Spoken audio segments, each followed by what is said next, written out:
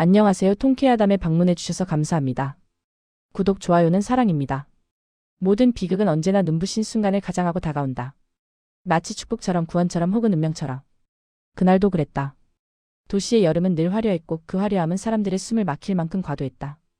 강남의 한 호텔 최상층, 샹들리에가 별처럼 쏟아지는 자선 파티장. 와인잔이 부딪히는 소리, 억지로 웃는 상류층의 웃음, 성공과 혈통으로 서로를 재단하는 시선들이 공기처럼 떠다녔다. 서윤은 그 한가운데 서 있었다. 모두가 부러워하는 집안, 모두가 탐내는 미문, 그리고 태어날 때부터 주어졌다는 이유만으로 당연하게 누려온 풍요. 그러나 그녀의 심장은 늘 어딘가 비어 있었다. 사람들은 그녀를 완벽한 인형이라 불렀고 그녀 스스로도 자신이 유리. 진열장 속 장식품처럼 살아가고 있다는 느낌을 지울 수 없었다. 그날따라 숨이 막혔다. 서윤은 파티장을 빠져나왔다. 대리석 로비 문을 여는 순간 바깥은 마치 세상이 무너지는 듯한 폭우가 쏟아지고 있었다. 그리고 그 순간 또 하나의 불운이 겹쳤다. 딱! 키릴의 굽이 허무하게 부러졌다. 균형을 잃은 몸이 휘청이며 대리석 바닥 위로 기울어졌다. 차가운 빗물, 미끄러운 바닥, 고급스러운 드레스와는 어울리지 않는 초라한 자세. 서윤은 태어나 처음으로 완벽하게 보호받지 못한 채 세상 한복판에 홀로 던져진 기분을 느꼈다. 그때였다. 그대로 서 계세요. 움직이지 마세요. 미끄럽습니다.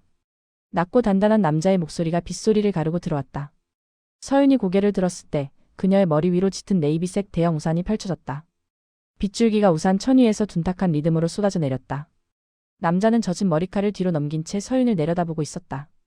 깔끔하게 걷어붙인 흰 셔츠 소매, 물기 어린 속눈썹, 그리고 이상할 만큼 흔들림 없는 눈빛. 지석이었다. 그는 아무 말 없이 자신의 구두를 벗어 서윤 앞에 내려놓았다. 윤이 나는 고가의 수제화. 망설임도 계산도 없는 동작이었다. 이거 신고 가세요. 서윤이 놀라 손을 내저었다. 아니요, 그럴 수 없어요. 지석은 가볍게 웃었다. 빗속에서도 이상하리만치 따뜻한 미소였다. 저는 맨발로 가도 괜찮습니다. 비 오는 날을 좋아하거든요. 이렇게 젖는 것도 나쁘지 않아요. 그는 부러진 굽을 집어들며 덧붙였다. 수선해서 돌려주시면 되죠. 그럼 다시 만날 이유가 생기잖아요. 그 말 한마디가 서윤의 가슴 어딘가를 조용히 건드렸다. 보호받는 삶에 익숙한 여자. 늘 누군가의 울타리 안에 있었던 그녀 앞에 처음으로 아무것도 바라지 않는 듯한 남자가 나타났다. 자신의 비를 신발을 체면을 기꺼이 내어주는 남자. 지석은 더 말하지 않았다. 우산을 서윤 쪽으로 기울여주고 자신은 빗속으로 한 걸음 물러섰다. 조심히 가세요, 서윤 씨. 이름을 부르는 방식마저 이상하게 조심스러웠다. 그는 그대로 폭우 속으로 걸어 들어갔다. 젖은 셔츠가 몸에 달라붙고 맨발이 무릉덩이를 밟으며 사라져갔다. 서윤은 한동안 그 뒷모습을 바라보고만 있었다. 이상했다. 그날의 기억은 이유 수없이 많은 순간들 속에서도 유난히 선명하게 남았다. 빗소리, 젖은 셔츠, 우산의 그림자, 그리고 자신을 위해 망설임 없이 무언가를 내어주던 남자의 태도. 그녀의 마음속에 아주 조용히 씨앗 하나가 심어졌다. 이 사람과의 인연을 오래 가져가고 싶다. 그것이 사랑인지, 구원에 대한 착각인지, 혹은 운명이라는 이름의 자기기만이었는지 그때의 서윤은 알지 못했다. 단 하나 분명했던 건 그 비오는 밤 이후 그녀의 삶은 이미 방향을 틀기 시작했다는 사실이었다. 그리고 그 시작이 훗날 그녀의 모든 것을 무너뜨리고 다시 세우는 비극의 서막이 될 줄은 그 누구도 특히 서윤 자신은 알지 못했다. 서윤에게 혜리는 언제나 함께 자란 공기 같은 존재였다. 너무 오래 곁에 있어서 소중하다는 사실조차 의식하지 못할 만큼 자연스러운 사랑. 초등학교 운동장 전학 온 서윤이 아이들의 수군거림 속에 홀로 서 있던 날 가장 먼저 손을 내민 것도 혜리였다. 서툰 억양, 낯선 교복, 어색한 미소. 아이들이 돈 많은 집애라며 멀찍이 바라볼 때 혜리는 아무렇지 않게 서윤의 손을 끌고 매점으로 갔다. 너 딸기 우유 좋아해? 나도. 좋아해. 그 한마디로 두 사람은 친구가 되었다. 세월은 흘러 두 소녀는 여자가 되었다. 서윤은 모든 것을 가진 채로 혜리는 모든 것을 스스로 증명해야 하는 자리에서 위대를 준비하던 혜리가 밤을 새워 쓰러질 듯할 때마다 서윤은 아무 말 없이 보약을 보냈다. 과외, 유학, 연구비, 개원 자금. 혜리는 고개를 숙였고 서윤은 손을 내밀었다. 그것은 동정도 우월감도 아닌 진심으로 믿었던 우정의 방식이었다. 그러나 혜리의 마음속에서는 다른 감정이 자라고 있었다. 고마움과 함께 피어나는 초라함. 사랑과 함께 쌓여가는 열등감. 서윤은 태양 같았다. 자신은 그 옆에서 늘 반사광으로만 빛나는 달이었다. 아무리 노력해도 아무리 성공해도 사람들은 늘 이렇게 말했다. 역시 서윤이 친구라서 그래. 혜리는 그 말이 싫었다. 자신의 노력보다 서윤의 배경이 먼저 언급되는 것이 자신이 쌓아 올린 모든 성취가 빛을 잃는 것 같아서. 술이 들어가면 혜리는 가끔 이런 말을 했다. 서윤아, 너는 모르겠지만 네가 너무 잘해주는 게 가끔은 숨 막혀. 서윤은 웃으며 넘겼다. 무슨 소리야. 우린 친구잖아. 서윤에게 베푼다는 건 사랑의 다른 이름이었고 해리에게 받는다는 건 점점 굴욕의 다른 이름이 되어갔다. 그 미묘한 균열을 가장 먼저 알아본 사람이 있었다. 지석이었다. 서윤이 잠시 자리를 비운 파티장 구석. 지석은 해리에게 와인을 건네며 조용히 말했다. 해리 씨도 힘들죠. 해리는 순간 굳었다. 그는 미소를 띤 채 정확히 아픈 곳을 찔렀다. 완벽한 사람 옆에서 늘 완벽한 조연으로 살아가는 거. 그 말은 위로가 아니라 폭로였다. 해리의 가슴속에만 숨겨져 있던 감정을 누군가 처음으로 언어로 꺼내준 순간이었다. 그날 이후 해리의 눈에 지석은 다르게 보이기 시작했다. 그는 서윤을 사랑하는 남자였지만 동시에 서윤의 그늘에서 숨쉬는 사람의 고통을 이해하는 유일한 존재 같았다. 두 사람은 같은 결핍을 가지고 있었다. 서윤의 빛에 가려진 존재들. 그 빛을 사랑하면서도 언젠가는 그 빛을 끄고 싶다는 위험한 욕망. 그리고 그 욕망은 임신이라는 축복 앞에서 더욱 선명해졌다. 서윤의 뱃속에 아이가 생겼다는 소식. 축하의 웃음 속에서 해리는 본능적으로 깨달았다. 이제 그녀는 완전히 모든 걸 가지게 되는구나. 사랑하는 남편, 태어날 아이, 여전히 넘치는 재산, 그리고 자신은 여전히 옆자리의 친구. 지석은 그 미묘한 심리를 놓치지 않았다. 초음파실에서 서윤의 손을 잡고 눈시울을 붉히는 완벽한 남편의 얼굴 뒤로 그는 이미 다른 계산을 하고 있었다. 해리는 그 계산을 이해했고 서윤은 그 계산을 전혀 눈치채지 못했다. 태양은 늘 밝다. 그래서 자신의 그림자가 얼마나 길게 드리워지는지 보지 못한다.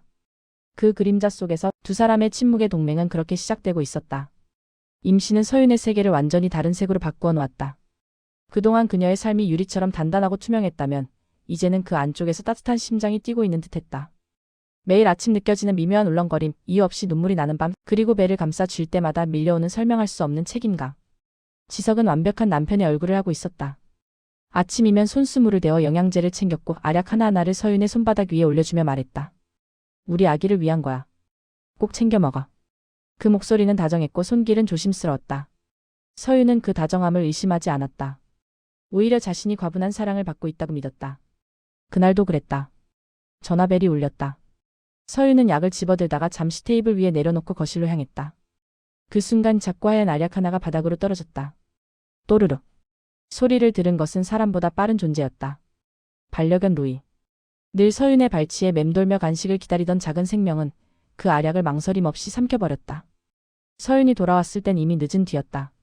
루이, 안 돼, 그거 먹으면 안 돼. 루이는 꼬리를 흔들며 아무 일 없다는 듯 그녀를 올려다봤다. 서윤은 한숨을 쉬며 안아 올렸다.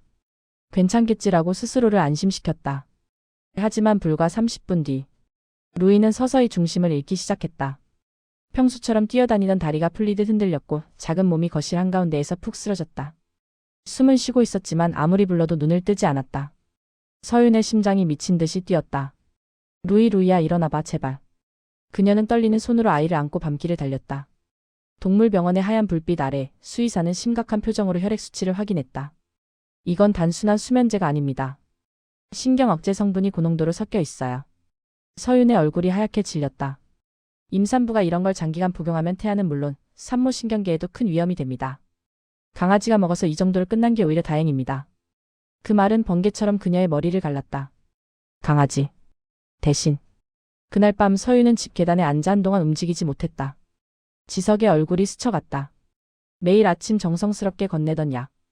해리의 병원. 전문가라는 이름의 절대적인 신뢰. 그리고 며칠 뒤. 친정에 들렀다 오겠다며 나섰던 서윤은 잊은 물건을 떠올리고 조용히 집으로 되돌아왔다. 현관을 열었을 때 집안은 비어있는 듯 고요했다. 2층. 서재 쪽에서 낮게 깔린 목소리가 흘러나왔다. 해리야, 약 성분 좀 줄여야겠어. 루이가 그걸 먹고 하루 종일 못 깨어났어.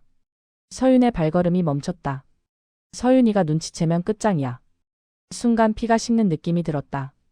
이어지는 해리의 목소리는 더 차갑고 더 선명했다. 겁먹지 마. 용량만 조절하면 돼. 어차피 걔는 나만 믿어. 자기가 받는 호의에 취해서 사람들이 무슨 눈으로 자기를 보는지도 모르는 애잖아. 짧은 침묵 뒤 결정적인 한마디. 조금만 더 버티면 돼. 재산 신탁 서류만 넘기면 끝이야. 서윤은 난간을 붙잡은 손에 힘이 들어가 하얗게 질렸다. 심장이 아니라 영혼이 쿵하고 떨어지는 소리가 들리는 듯했다. 사랑이라 믿었던 남자. 우정이라 믿었던 여자. 그들의 목소리는 더 이상 사람의 것이 아니었다. 먹잇감을 나누는 포식자의 낮은 숨결 같았다. 그 순간 서윤의 안에서 무언가가 완전히 바뀌었다. 공포가 지나가고 그 자리를 채운 것은 모성이었다. 지켜야 할 것이 생긴 사람의 본능. 더 이상 순진한 딸도 친구를 믿는 소녀도 아닌 뱃속의 생명을 위해 무엇이든 할 수 있는 한 여자의 눈빛.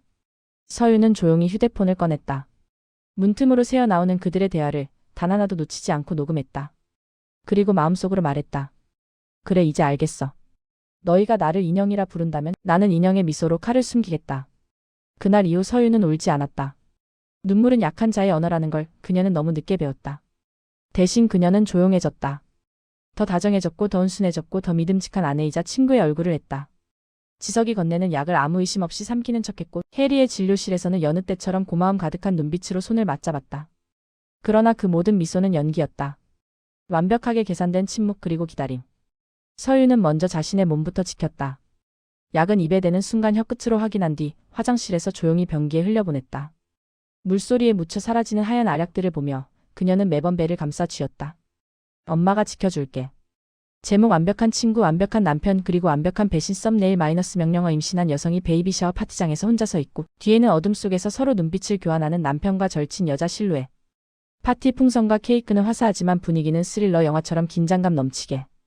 여자의 표정은 충격과 공포. 배를 감싸 쥔 모습. 조명은 얼굴 반만 밝고 반은 그림자. 시네마틱 고화질, 유튜브 썸네일 스타일, 강한 대비, 드라마틱한 구도. 썸네일 텍스트 크게. 그날 나는 죽을 뻔했다. 작게 서브 텍스트. 베이비 샤워에 숨겨진 살인 계획. 비율 169 자극적이고 스릴러 무드. 클릭을 부르는 유튜브 썸네일. 안녕하세요. 통쾌하담에 방문해 주셔서 감사합니다. 구독, 좋아요는 사랑입니다. 모든 비극은 언제나 눈부신 순간을 가장하고 다가온다. 마치 축복처럼, 구원처럼 혹은 운명처럼. 그날도 그랬다. 도시의 여름은 늘 화려했고 그 화려함은 사람들의 숨을 막힐 만큼 과도했다. 강남의 한 호텔 최상층, 샹들리에가 별처럼 쏟아지는 자선 파티장. 와인잔이 부딪히는 소리, 억지로 웃는 상류층의 웃음, 성공과 혈통으로 서로를 재단하는 시선들이 공기처럼 떠다녔다. 서윤은 그 한가운데 서 있었다. 모두가 부러워하는 집안, 모두가 탐내는 미문, 그리고 태어날 때부터 주어졌다는 이유만으로 당연하게 누려온 풍요. 그러나 그녀의 심장은 늘 어딘가 비어 있었다. 사람들은 그녀를 완벽한 인형이라 불렀고 그녀 스스로도 자신이 유리. 진열장 속 장식품처럼 살아가고 있다는 느낌을 지울 수 없었다. 그날따라 숨이 막혔다. 서윤은 파티장을 빠져나왔다. 대리석 로비 문을 여는 순간 바깥은 마치 세상이 무너지는 듯한 폭우가 쏟아지고 있었다. 그리고 그 순간 또 하나의 불운이 겹쳤다. 딱! 키릴의 굽이 허무하게 부러졌다. 균형을 잃은 몸이 휘청이며 대리석 바닥 위로 기울어졌다. 차가운 빗물, 미끄러운 바닥, 고급스러운 드레스와는 어울리지 않는 초라한 자세. 서윤은 태어나 처음으로 완벽하게 보호받지 못한 채 세상 한복판에 홀로 던져진 기분을 느꼈다. 그때였다. 그대로 서 계세요. 움직이지 마세요. 미끄럽습니다.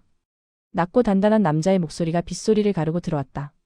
서윤이 고개를 들었을 때 그녀의 머리 위로 짙은 네이비색 대형 우산이 펼쳐졌다. 빗줄기가 우산 천 위에서 둔탁한 리듬으로 쏟아져 내렸다. 남자는 젖은 머리칼을 뒤로 넘긴 채 서윤을 내려다보고 있었다. 깔끔하게 걷어붙인 흰 셔츠 소매, 물기 어린 속눈썹, 그리고 이상할 만큼 흔들림 없는 눈빛. 지석이었다. 그는 아무 말 없이 자신의 구두를 벗어 서윤 앞에 내려놓았다. 윤이 나는 고가의 수제화. 망설임도 계산도 없는 동작이었다. 이거 신고 가세요. 서윤이 놀라 손을 내저었다. 아니요, 그럴 수 없어요. 지석은 가볍게 웃었다. 빗속에서도 이상하리만치 따뜻한 미소였다. 저는 맨발로 가도 괜찮습니다. 비 오는 날을 좋아하거든요. 이렇게 젖는 것도 나쁘지 않아요. 그는 부러진 굽을 집어들며 덧붙였다. 수선해서 돌려주시면 되죠. 그럼 다시 만날 이유가 생기잖아요. 그 말 한마디가 서윤의 가슴 어딘가를 조용히 건드렸다. 보호받는 삶에 익숙한 여자. 늘 누군가의 울타리 안에 있었던 그녀 앞에 처음으로 아무것도 바라지 않는 듯한 남자가 나타났다. 자신의 비를 신발을 체면을 기꺼이 내어주는 남자. 지석은 더 말하지 않았다. 우산을 서윤 쪽으로 기울여주고 자신은 빗속으로 한 걸음 물러섰다. 조심히 가세요, 서윤 씨. 이름을 부르는 방식마저 이상하게 조심스러웠다. 그는 그대로 폭우 속으로 걸어 들어갔다. 젖은 셔츠가 몸에 달라붙고 맨발이 무릉덩이를 밟으며 사라져갔다. 서윤은 한동안 그 뒷모습을 바라보고만 있었다. 이상했다. 그날의 기억은 이유 수없이 많은 순간들 속에서도 유난히 선명하게 남았다.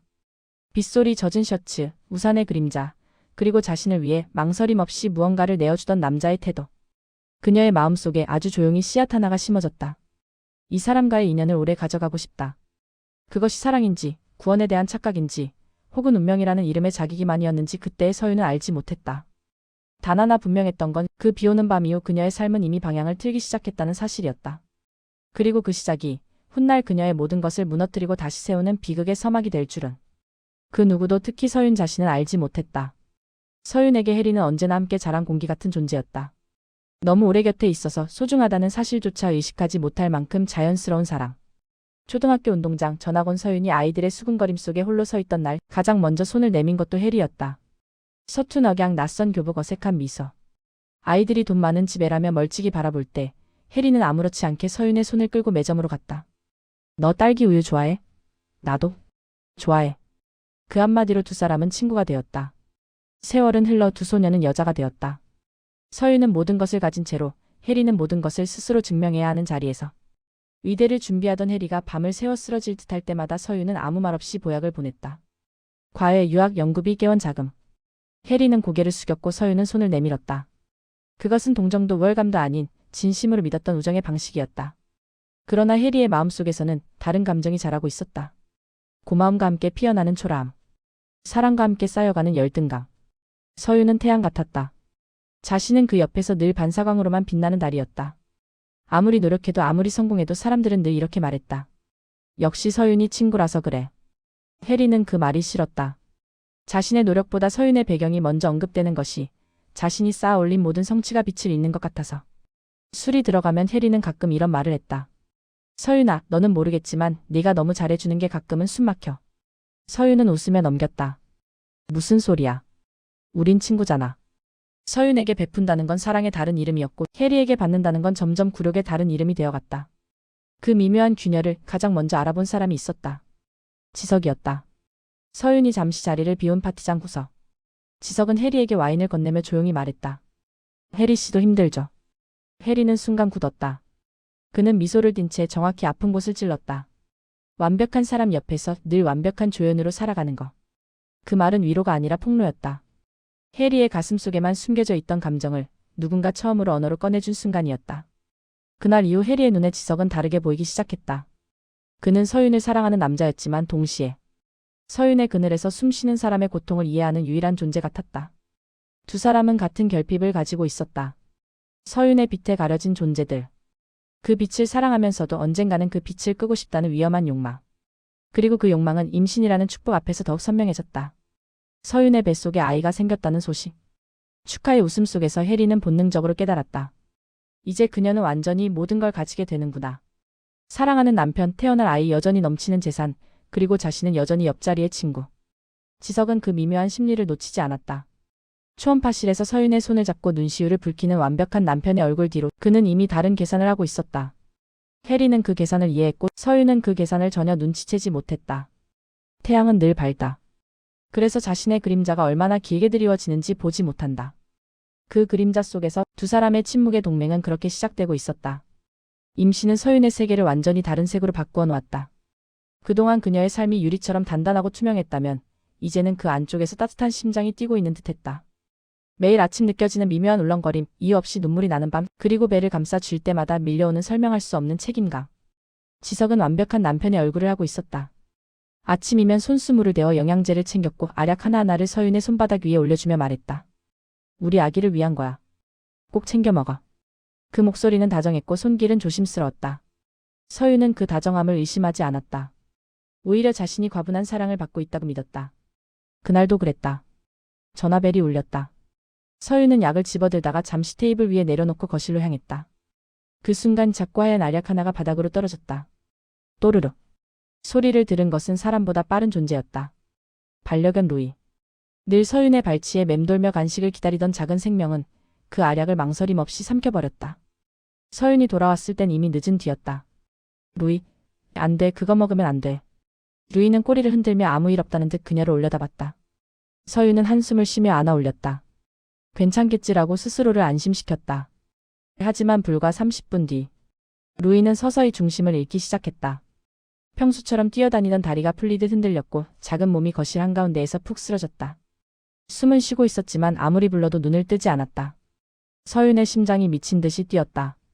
루이야 일어나봐 제발. 그녀는 떨리는 손으로 아이를 안고 밤길을 달렸다. 동물병원의 하얀 불빛 아래 수의사는 심각한 표정으로 혈액 수치를 확인했다. 이건 단순한 수면제가 아닙니다. 신경 억제 성분이 고농도로 섞여 있어요. 서윤의 얼굴이 하얗게 질렸다. 임산부가 이런 걸 장기간 복용하면 태아는 물론 산모신경계에도 큰 위험이 됩니다. 강아지가 먹어서 이 정도로 끝난 게 오히려 다행입니다. 그 말은 번개처럼 그녀의 머리를 갈랐다. 강아지. 대신. 그날 밤 서윤은 집 계단에 앉아 한동안 움직이지 못했다. 지석의 얼굴이 스쳐갔다. 매일 아침 정성스럽게 건네던 약. 해리의 병원. 전문가라는 이름의 절대적인 신뢰. 그리고 며칠 뒤. 친정에 들렀다 오겠다며 나섰던 서윤은 잊은 물건을 떠올리고 조용히 집으로 되돌아왔다. 현관을 열었을 때 집안은 비어있는 듯 고요했다. 2층. 서재 쪽에서 낮게 깔린 목소리가 흘러나왔다. 해리야, 약 성분 좀 줄여야겠어. 루이가 그걸 먹고 하루 종일 못 깨어났어. 서윤의 발걸음이 멈췄다. 서윤이가 눈치채면 끝장이야. 순간 피가 식는 느낌이 들었다. 이어지는 해리의 목소리는 더 차갑고 더 선명했다. 겁먹지 마. 용량만 조절하면 돼. 어차피 걔는 나만 믿어. 자기가 받는 호의에 취해서 사람들이 무슨 눈으로 자기를 보는지도 모르는 애잖아. 짧은 침묵 뒤 결정적인 한마디. 조금만 더 버티면 돼. 재산 신탁 서류만 넘기면 끝이야. 서윤은 난간을 붙잡은 손에 힘이 들어가 하얗게 질렸다. 심장이 아니라 영혼이 쿵하고 떨어지는 소리가 들리는 듯했다. 사랑이라 믿었던 남자. 우정이라 믿었던 여자. 그들의 목소리는 더 이상 사람의 것이 아니었다. 먹잇감을 나누는 포식자의 낮은 숨결 같았다. 그 순간 서윤의 안에서 무언가가 완전히 바뀌었다. 공포가 지나가고 그 자리를 채운 것은 모성이었다. 지켜야 할 것이 생긴 사람의 본능.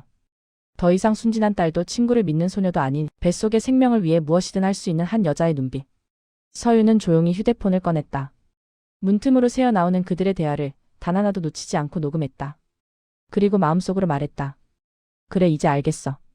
너희가 나를 인형이라 부른다면 나는 인형의 미소로 칼을 숨기겠다. 그날 이후 서윤은 울지 않았다. 눈물은 약한 자의 언어라는 걸 그녀는 너무 늦게 배웠다. 대신 그녀는 조용해졌다. 더 다정해졌고 더 온순해졌고 더 믿음직한 아내이자 친구의 얼굴을 했다. 지석이 건네는 약을 아무 의심 없이 삼키는 척했고 해리의 진료실에서는 여느 때처럼 고마움 가득한 눈빛으로 손을 맞잡았다. 그러나 그 모든 미소는 연기였다. 완벽하게 계산된 침묵 그리고 기다림. 서윤은 먼저 자신의 몸부터 지켰다. 약은 입에 대는 순간 혀끝으로 확인한 뒤 화장실에서 조용히 변기에 흘려보냈다. 물소리에 묻혀 사라지는 하얀 알약들을 보며 그녀는 매번 배를 감싸 쥐었다. 엄마가 지켜줄게. 그리고 그날부터 집안에는 보이지 않는 눈들이 생겼다. 거실, 서재, 침실, 주방. 장식품처럼 놓인 오브제 속 액자 뒤 책 등 사이에 초소형 카메라와 도청기가 숨겨졌다. 사람을 믿는 대신 기록을 믿기 위해서였다. 다음은 정보였다. 해리의 병원. 깨끗하고 명망 높은 더 루미에르. 그 안의 장부를 들여다보기 위해 서윤은 최고가의 해커를 고용했다. 불법 리베이트, 허위 처방, 약물 유통. 해리가 쌓아 올린 명성과는 전혀 다른 얼굴이 서서히 드러났다. 지석 쪽은 더 간단했다. 심부름센터는 그의 밤을 쫓았다. 입덧으로 힘들다며 일찍 잠든 아내를 두고 그가 향하는 곳은 언제나 같았다. 해리의 오피스텔. 서윤이 선물해준 가방을 들고 그를 맞이하는 여자. 그 품에 안겨 웃는 모습이 고화질 영상으로 차곡차곡 저장되었다. 서윤은 그 모든 자료를 한 폴더에 모아두고 이름을 붙였다. 증명. 그리고 마지막으로 돈이었다. 그녀는 자산관리인을 불러 조용히 말했다. 지석 명의로 신탁해둔 자산, 전부 회수 절차에 들어가 주세요. 흔적 없이. 카드 한도는 조금씩 줄어들었고 투자 계좌는 하나둘 동결되었다. 지석은 이유를 몰랐다. 다만 점점 숨이 막히는 듯한 불안에 시달리며 해리에게 더 조급하게 매달렸다. 서윤은 그 조급함을 보며 속으로 시간을 계산했다. 그리고 결정적인 미끼를 던졌다. 해리야, 나 요즘 몸이 너무 안 좋아. 혹시 모르니까 재산 관리도 지석 씨한테 다 맡겨야 할 것 같아. 해리의 눈동자가 순간 빛났다. 아주 짧은 순간이었지만 탐욕은 언제나 가장 먼저 반짝인다. 그래, 내가 힘들면 그렇게 해야지. 내가 옆에서 잘 봐줄게. 서윤은 그 미소를 보며 확신했다. 덫은 완성 단계에 들어섰다는 것을. 그녀는 더 이상 서두르지 않았다. 사냥꾼은 먹잇감이 스스로 덫안으로 들어올 때까지 숨을 고르고 움직이지 않는다. 그리고 마침내 모든 것이 한날 한시에 무너질 무대가 준비되었다. 지석의 생일. 그리고 베이비 샤워. 순백의 장미와 샴페인, 축복과 환호로 가득 찬 연회장. 그곳은 축제가 아니라 심판의 법정이 될 예정이었다. 서윤은 거울 앞에 서서 배를 감싸 안았다. 부드럽게 그러나 단단하게. 조금만 기다려. 엄마가 다 끝내놓을게. 그녀의 눈빛에는 더 이상 흔들림이 없었다. 사랑에 속던 여자는 사라지고 이제 남은 것은 왕좌를 되찾으려는 여왕의 침묵뿐이었다. 서윤의 저택 연회장은 그날 밤 세상에서 가장 완벽한 축복의 공간처럼 꾸며져 있었다. 천장에는 순백의 꽃잎이 구름처럼 매달려 있었고 수정 샹들리에는 별빛처럼 쏟아졌다. 중앙에는 웰컴 베이비라 새겨진 대형 스크린과 금빛 리본으로 장식된 요람이 놓여 있었다. 임신 5개월의 서윤은 연약해 보이면서도 한치의 흐트러짐 없는 자태로 손님들을 맞이하고 있었다. 살짝 부푼 배 위에 얹은 두 손은 성모처럼 온화했고 미소는 여전히 부드러웠다. 아무도 그녀의 심장 속에서 이미 칼날이 번뜩이고 있다는 사실을 알지 못했다. 지석은 그녀의 옆에서 완벽한 남편의 얼굴로 서 있었다. 허리를 감싸 안으며 속삭였다. 오늘 정말 아름다워 여보. 우리 아이도 기뻐하고 있을 거야. 그 말에 서윤은 고개를 끄덕이며 미소 지었다. 그러나 그 미소의 안쪽에서는 심장이 아니라 차가운 계산이 뛰고 있었다. 그리고 해리. 축복의 주치의 20년 지기 친구 그리고 공방. 그녀는 순백의 드레스를 입고 사람들 사이를 오가며 서윤의 배를 쓰다듬었다. 정말 건강해. 걱정할 필요 없어. 내가 있잖아. 그 손길에 서윤은 속으로 중얼거렸다. 그래 내가 있지. 그래서 오늘 이 자리가 필요한 거야. 마침내 파티의 하이라이트가 시작되었다. 조명이 어두워지고 스크린에 초음파 영상이 뜰 예정이었다. 서윤이 마이크를 들었다. 이 아이에게 주는 아빠의 편지와 우리 가족의 첫 기록을 함께 보려 합니다. 사람들은 미소 지었고 지석은 감격한 얼굴로 손을 맞잡았다. 그 순간 스크린이 켜졌다. 그러나 나타난 것은 초음파 태아 사진이 아니었다. 어두운 진료실. 초록색 수술복을 입은 해리가 지석의 목에 팔을 감고 속삭이고 있었다. 조금만 더 버텨. 약 성분 조절하면 돼. 서윤이는 아무것도 몰라. 이어지는 장면 약통에 흰 가루를 섞는 손. 자기가 먹는 게 독인 줄도 모르고 매일 고맙다며 웃는 얼굴 솔직히 좀 우습지 않아. 지석의 목소리가 이어졌다. 애만 태어나면 상속서류 처리하고 바로 나가자. 그 인형 놀이도 이제 끝이야. 연회장은 숨이 멎은 듯 조용해졌다. 샴페인 잔이 바닥에 떨어지는 소리만이 또렷하게 울렸다. 조작이야. 저건 합성 영상이야. 지석이 소리쳤다. 해리는 뒤로 물러나며 고개를 저었다. 그러나 스크린은 멈추지 않았다. 해리가 웃으며 말하는 마지막 장면이 대형 스피커를 통해 울려 퍼졌다. 서윤이는 돈만 많은 인형이잖아. 죽어가는 줄도 모르고 웃는 게 참 예술이지. 조명이 켜졌다. 수십 개의 시선이 동시에 두 사람을 향했다. 경멸, 충격, 혐오, 그리고 배신에 대한 분노. 해리는 중심을 잃고 샴페인 타워를 들이받았다. 수백 개의 잔이 깨지며 붉은 와인이 드레스 위로 쏟아졌다. 마치 피처럼. 서윤은 천천히 다가갔다. 배를 감싸 안은 채 우아하게 허리를 굽혀 해리와 눈을 맞췄다. 인형이 생각보다 눈치가 빠르지. 그녀의 목소리는 부드러웠지만 서늘했다. 내가 준 영양제 사실 너희 집 강아지 사료에 섞어봤어. 덕분에 우리 아이는 아주 건강해. 해리의 얼굴이 새하얗게 질렸다. 그 순간 연회장 문이 열리며 형사들이 들어왔다. 박혜리 씨 살인 미수 및 마약류 관리법 위반 혐의로 체포합니다. 지석 씨 횡령 및 배임 공모 혐의로 동행하시죠. 수갑이 채워졌다. 사랑도 우정도 구원도 아닌. 차가운 쇠의 소리로 모든 관계가 끝났다. 지석이 마지막으로 외쳤다. 서윤아, 난 널 사랑했어. 서윤은 그를 보지 않았다. 대신 배 위에 손을 얹고 조용히 말했다. 당신이 사랑한 건 나의 배경이야.